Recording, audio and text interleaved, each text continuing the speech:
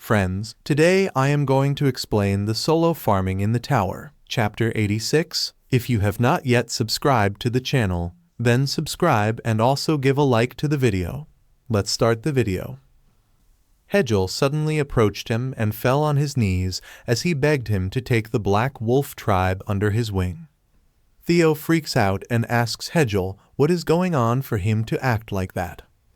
Hedel tells him that for the longest time, their people have been a race that worships the great black dragon.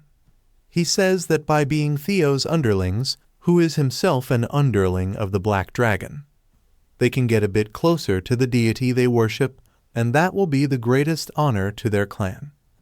Hedel begs Theo to make the black wolves his underlings, and Theo thinks about it with a smug look on his face before coldly refusing the wolf's request. Hedel is startled at being refused, and Theo reminds him that he failed his mission here and made Iona angry. He says that it seems that the black wolves are bad at their job, and he doesn't need underlings who can't work. Hedel is cornered and says that he has no excuse for his failure, but then remarks that Theo even took Oren as an underling, and they can do better than him even in sleep. Theo says that he has got a fair point, but Oren is rich, so they could use him to their advantage. He then turns around to Elka and asks if he has taken everything from the treasury. Elka affirms, and Theo tells him to go to the village and share the loot with the cats there. He turns around too, and Hedel suddenly panics that he is leaving. He calls out to Theo, who wonders how he should deal with the clingy black wolf. He gets an idea and says that he is going to stay in the village for a few more days, and during that time, Hedel should find something he will like. Theo says that if Hedel can find something he likes, he will take him under his wing, and even his underlings will be accepted. Hedel gets really happy on hearing this, and he sincerely thanks Theo as he promises that he will not disappoint him. Meanwhile, on the 99th floor, Sejin has the seed of the corrupted Ent with the blue moon's energy.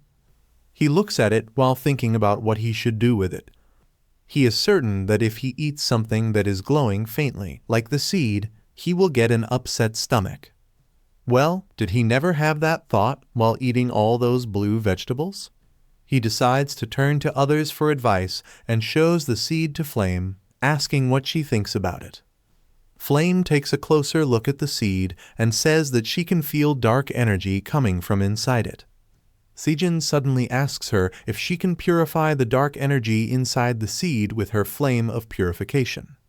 He thinks that if they purify the seed and sow it, they can have some good results. Flame likes the idea and completes his sentence, saying that if they sow the purified seed, an uncorrupted Ent will be born. She tells Sejin that it is a great idea, and she is really excited to try it out.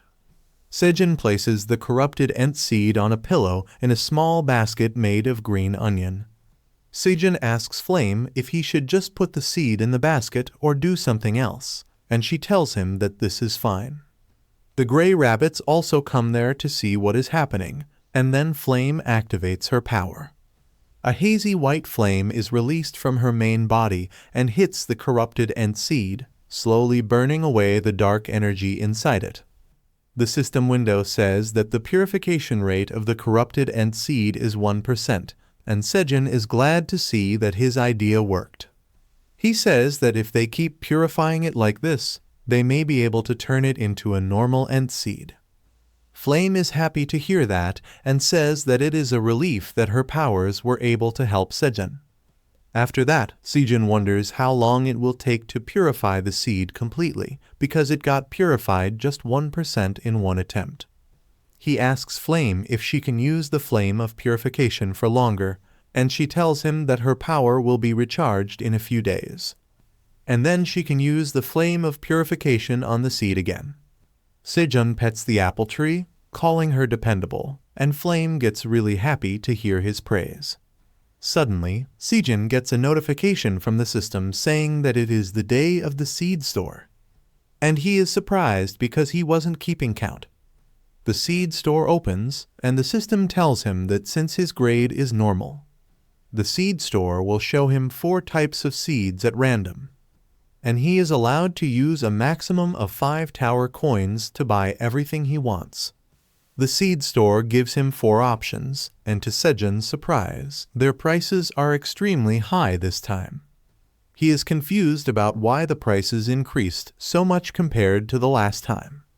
Because last time, 100 radish seeds were priced at 0.1 tower coins, but now they are worth 1 tower coin.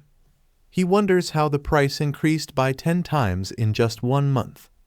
And one gray rabbit suggests that it might have something to do with what is happening on the 67th floor. Sejun asks how it is connected to the floor that is under attack by the red locusts. And the rabbits explain this thing to him along with a history lesson. In the past, when their red ribbon kingdom fell due to the red locusts, the entire tower faced a massive food shortage because they were the biggest granary. That led to a devastating famine all over the tower. The rabbits believe that after hearing news about the war on the 67th floor, the people who saw the famine are hoarding large quantities of food. To make things even worse, the greedy pig named Grid, who took over the 55th floor after the large famine and reaped the greatest profit, won't let this chance go. The rabbits believe that he is definitely plotting to increase these prices even further to earn a lot of profit. And that is what is affecting even the 99th floor of the tower. Sejun thinks that the rabbits are on point with this one because he has heard about Grid and the rising food prices before. He remembers that the wolves told him that this war is not going to end that easily. And he begins thinking about a solution because the tough blade green onion might not be able to solve this problem by itself. He says that there must be a better way to solve this problem, but he will need a lot of time to think about it. Anyway, he decides to focus more on the current dilemma at hand. He can buy 50 black bean seeds for 5 tower coins, 25 pumpkin seeds for the same price, and 500 onion seeds for the same price as well. He has the option to buy the 100 radish seeds for 1 tower coin, but that is not on his priority list right now. Sejun thinks that he can only buy 1 type of seed to meet his limit this time. The black beans seem a bit ambiguous to him, so he is not interested in them. Eating radishes by themselves doesn't feel right as well, and pumpkins are also not the most attractive option either. So he decides to go with onions as the seed of his choice. As soon as he presses the button, the system processes his transaction and tells him that 5 tower coins have been removed from his account, and 50 seed store mileage has been awarded to him, which makes his total mileage points equal to 106. The seed store vanishes with that, telling Sejun that he can access it again in 30 days. A pouch full of onion seeds drops in Sejun's hand, and he begins thinking all the ways he can use onions. They help in removing fishy odor and adding sweetness to food. So they will go well with most dishes, and they will be very helpful. Flame tells him that she can't eat onions, but she really thinks that they sound delicious. Just then, Sejun gets a message from Eileen, and he asks her if she slept well.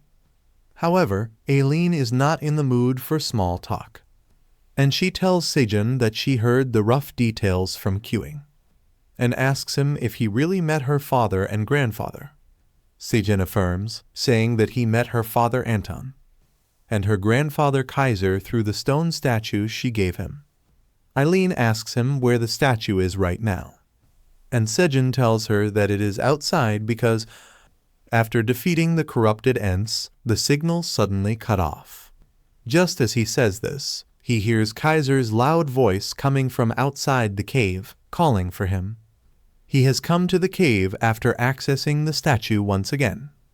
And just as Sejun recognizes his voice, Eileen tells him to go up immediately. She keeps pestering him to hurry up, and the flustered Sejun begins climbing up the rope. Eileen still keeps spamming messages asking him to hurry, and Sejun tells her to stop rushing him. Even Kaiser tells him to come up quickly. And just as Sejin gets into his field of vision, Aileen begins spamming messages to her grandfather through Sejin. She begins telling Kaiser how much she missed him, and all those messages block Sejin's view. He tells Aileen that he can't see anything because of the system window screens. And in the panic, his feet slip from the rope. He falls down and freaks out thinking that this is it for him. But luckily, Kaiser holds his leg and saves him. Sejin is relieved, and then Aileen asks him if he is fine. He tells her that he is fine, but no thanks to her. Kaiser suddenly pulls him up and then asks him if these system window screens are from Aileen. Sejin affirms, but he is still swamped by all the messages that Aileen has for her grandfather that he can't think straight. He asks her why she can't send messages directly to her grandfather, and why she is asking him to act as a messenger. Well, before she can say anything, Kaiser begins crying as he says that it has been so long since he has seen his granddaughter. He begins cuddling with Sejin as he reads the messages on his system window, telling Aileen that he missed her. Kaiser says that it is a relief to talk to her even if it is like this. But Sejin doesn't agree. He tells Kaiser to stop because he is a stone statue right now, and rubbing his skin against the statue feels very unpleasant. Sejin keeps yelling at Kaiser to stop before he grinds his face off. But he doesn't stop since he is busy talking to Aileen.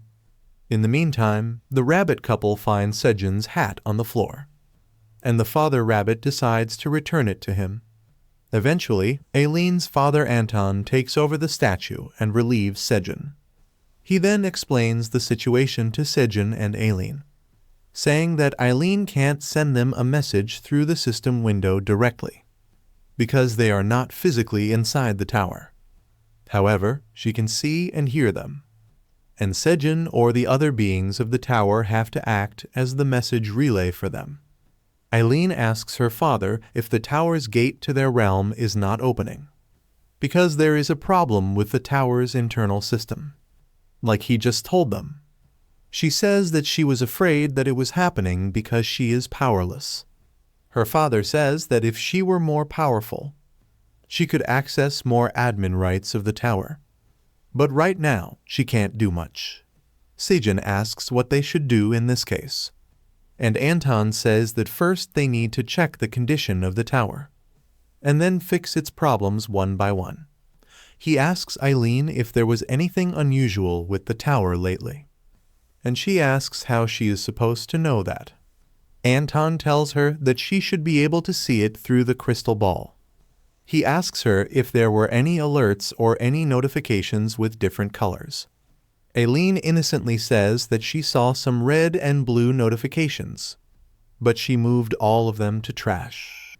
This shocks both Sejin and Anton, but they realize nothing can be done now, and they need to start investigating things slowly.